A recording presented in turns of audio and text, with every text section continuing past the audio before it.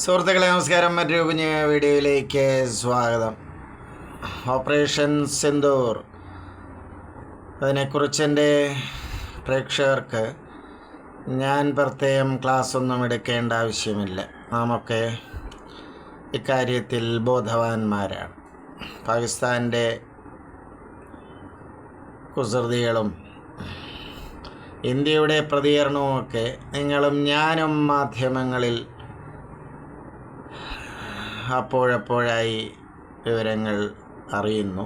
അപ്പോൾ അതിനെക്കുറിച്ചൊരു വിവരണം ആവശ്യമില്ല. ഞാനിവിടെ എൻ്റെ പ്രേക്ഷകരോട് സംസാരിക്കാൻ ഉദ്ദേശിക്കുന്നത് അതിൻ്റെ നയതന്ത്ര വശങ്ങളെക്കുറിച്ചോ മറ്റ് വലിയ ഡെപ്തിലുള്ള വിഷയങ്ങളെക്കുറിച്ചോ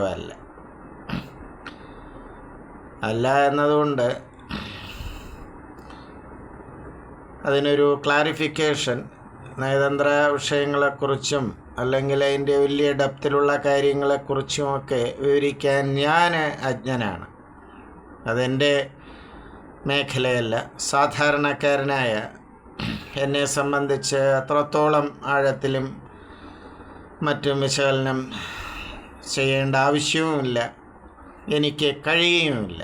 ഞാനിവിടെ എൻ്റെ പ്രേക്ഷകരുമായി സംസാരിക്കാൻ ആഗ്രഹിക്കുന്നത് ഇപ്പോൾ സാധാരണ പട്ടാളക്കാരെക്കുറിച്ചാണ്. ഇപ്പോൾ പട്ടാളക്കാരോട് എന്നും നമുക്കൊക്കെ സ്നേഹവും ഇഷ്ടവും ബഹുമാനവും ഒക്കെ ഉണ്ട്. കാരണം നമ്മുടെ രാജ്യം കാക്കുന്ന വ്യക്തികളാണ് പട്ടാളക്കാർ. അപ്പോൾ ആ ഒരു സ്നേഹവും ബഹുമാനവും പലപ്പോഴും അവർക്ക് കിട്ടാറുണ്ട് എന്നത് വാസ്തവം തന്നെയാണ്. അത് അവർ അർഹിക്കുന്നുമുണ്ട്.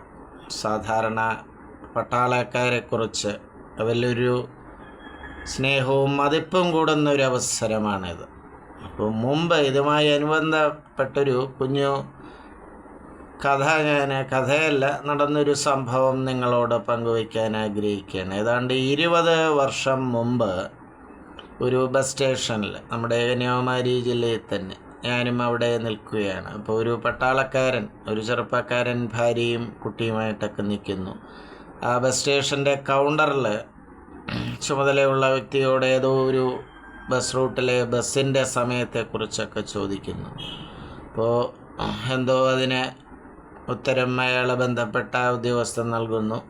അപ്പോൾ ഈ പട്ടാളക്കാരന് അതിനൊന്ന്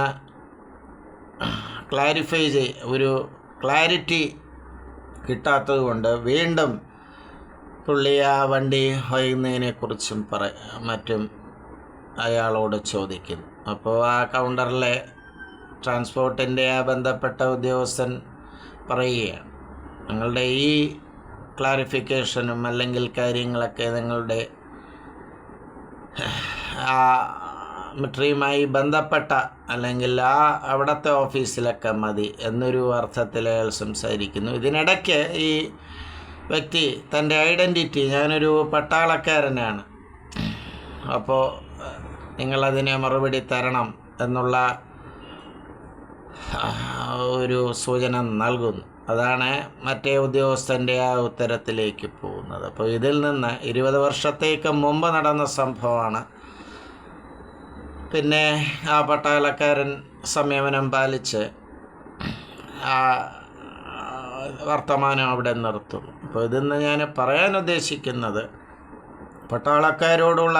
സാധാരണ പട്ടാളക്കാരോടുള്ള നമ്മുടെ കാഴ്ചപ്പാട് അല്ലെങ്കിൽ ആ ഒരു സ്നേഹ ബഹുമാനം പ്രകടിപ്പിക്കുന്നതിലൊരു പിശുക്ക് പാടില്ല എന്നാണ് ഞാനിവിടെ പറയുന്നത്. ആ ഒരു ട്രാൻസ്പോർട്ട് ഉദ്യോഗസ്ഥൻ്റെ ഒറ്റപ്പെട്ട അതൊരു പ്രവൃത്തിയാവാം. പ്രതികരിക്കുക സുഹൃത്തുക്കളെ. നന്ദി, നമസ്കാരം.